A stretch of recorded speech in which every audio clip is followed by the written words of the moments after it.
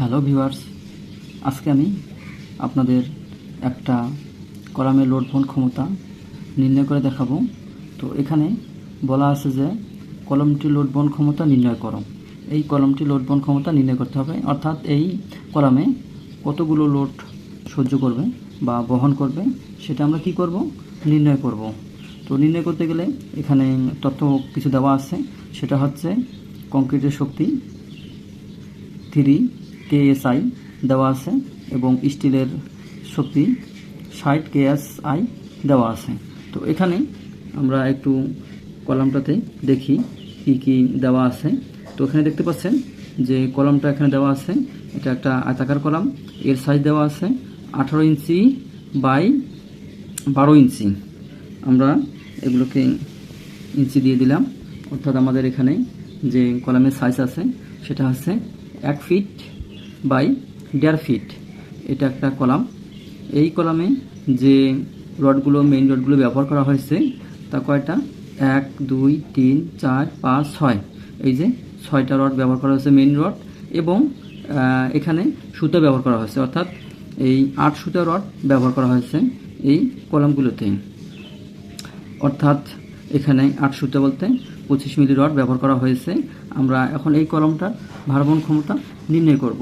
তো নির্ণয় করতে গেলে আমাদের কিছু তথ্য বের করতে হবে, তারপর আমরা সূত্র ফেলে অঙ্কটাকেই করতে পারবো।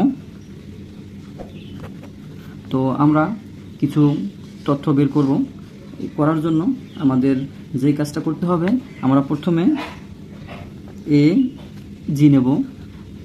এটা হচ্ছে এই কলমটার মাপ, অর্থাৎ আমরা এখানে যেমন 12 ইঞ্চি গুণন 18 ইঞ্চি পেয়েছি, এই দুইটাকে আমরা গুণ দেব।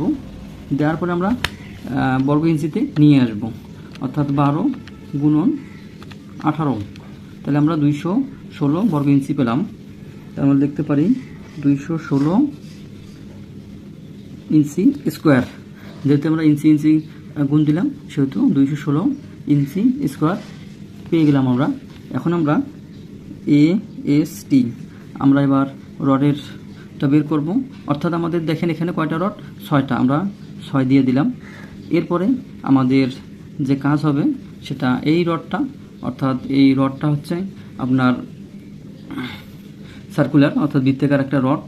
এই রডটা নির্ণয় করতে গেলে আমরা জানি সূত্র পাই ডি স্কোয়ার ভাগ 4।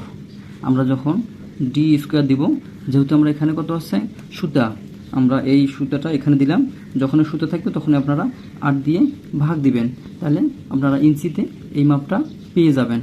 তো আমরা এখন এটাকে ক্যালকুলেশন করব। আমরা 6 দিলাম ইন্টু 3.1416, যেহেতু এখানে আমরা 8/8 পাইছি, এই দুইটা কাটাকাটি করলে আমাদের 1 হবে।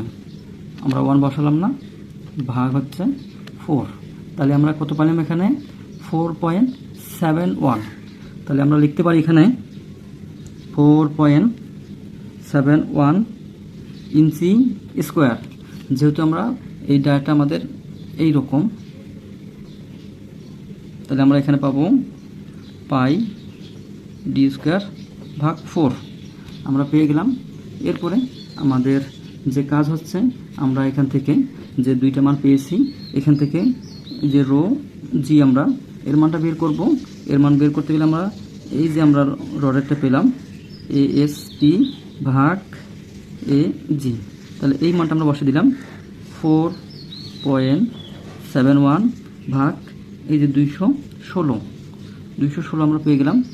এখন আমরা এটাকে ক্যালকুলেশন করব, 4.71 ডিভাইডেড বাই 216, তাহলে আমরা এখান থেকে 0.022 লিখতে পারি, তাহলে 0.022 আমরা পেয়ে গেলাম।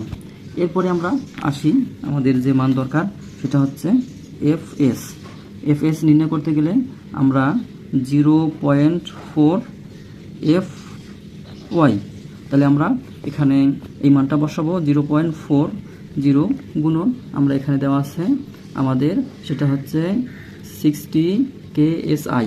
আমরা এখন এটাকে PSI করার জন্য এই যে 60 নিলাম, এর সাথে আমরা 1000 গুণ দিলাম, তাহলে আমাদের এই মানটা পিএসআই বের হবে। যেহেতু পিএসআই আছে, আমরা পিএসআই থেকে পিএসআই নিতে গেলে 1000 গুণ দিলেই আমাদের হয়ে যাবে।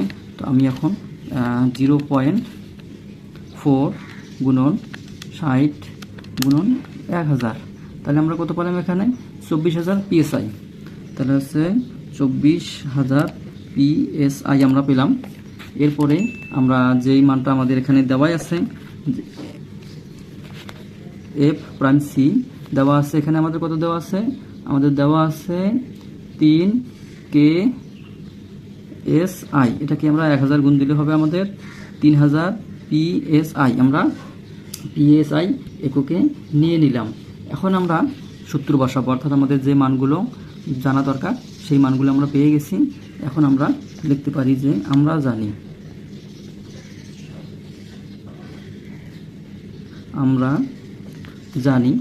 আমরা এখন লোড বের করব।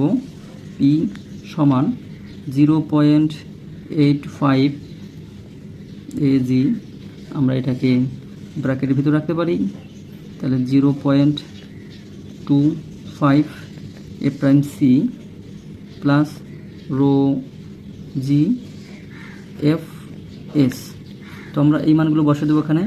0.85 জি আমরা জানি, আমরা বের করছি 216, তাহলে 216 আমরা দিলাম, আমরা ব্র্যাকেটটা দিয়ে দিলাম। 0.25 আমরা এ প্রাইম সি এর মানটা জানি আমরা এখানে 3000 পিএসআই, আমরা 3000 দিলাম, প্লাস এই যে রো জি এর মানটা আমরা কত পেয়েছি এখানে 0.022, আর এফএস এর মান কত পেয়েছি আমরা এখানে 24000। তো আমরা এখানে 24000 দিলাম, ব্র্যাকেট ক্লোজ করে দিলাম। এখন আমরা যদি ক্যালকুলেটারে মানগুলো চাপি তাহলে আমাদের অঙ্ক শেষ হয়ে যাবে। তো এখন আমি মানগুলো চাপবো।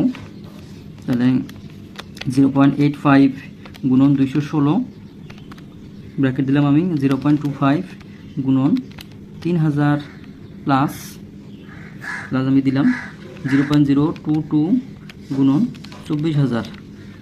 এখন আমরা এই যে আমাদের মান চলে আসলো, কত পেলাম আমরা এটাকে বসিয়ে দেব। আমরা বসিয়ে দেব এই মানটা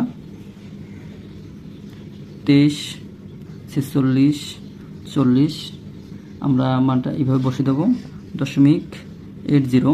আমরা এই মানটা পিএসআই এ পেয়েছি, এই মানটা আমরা পিএসআই পেয়েছি। আপনারা যদি এটাকে কেএসআই নিতে চান তাহলে ডিভাইডেড বাই 1000, তাহলে আমাদের কত আসলো 234.64 KSI। তাহলে আমরা এই কলামটাতে লোড দিতে পারবো, অর্থাৎ ভার বহন করতে পারবে 234.64 KSI লোড এই কলমটা নিতে পারবে। তো আজকের মতো ভিডিও এখানেই শেষ। আল্লাহ হাফেজ।